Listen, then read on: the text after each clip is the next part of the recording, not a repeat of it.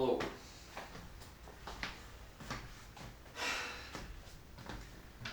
So I'm going to try and do a bit more of an upbeat video today. The last few have been really random.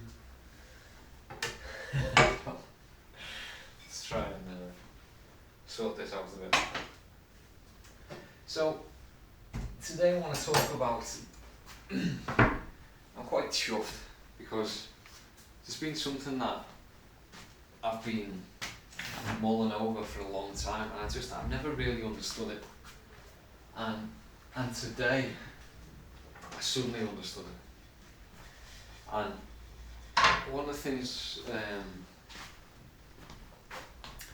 there's a phrase that gets used called triangulation, and it's talking about how the way it was used that I couldn't understand was that it, in the sense of, this is how they triangulate us. And like they're saying, basically it's like the one that most here use it is a static exposure. And so like he suggests that like he'll say something like, this is how people get triangulated. And I didn't understand, I just couldn't understand what he meant. Because me coming from like a technical, like, you know, physics background stuff, triangulation to me means something like, if you receive a signal at one point and you know how far away that signal is, and you've got another receiving station that also measures the signal and knows how far away it is, if you like take the radii and cross them, then you triangulate and you know where that signal's coming from, so you can just do that with 2 points. And for somebody, I mean, I was just hearing, like, this is a great example of someone saying something and you hearing something else. So I knew he wasn't talking about actual triangulation, but I couldn't get my head around it. But anyway, today it suddenly just clicked. And basically what he was talking about is, it's a phenomenon that happens all the time. And it absolutely is the way that we get divided. And so what it is what he's talking about is basically, if you have a balanced and open view like about something, you know, whatever, it doesn't matter what it is. Let's just say, you know, say about an issue, I don't know, whatever the issue is. And the triangulation is like, so you're being rational and you're being balanced and you're just taking in the information without trying to skew it at all.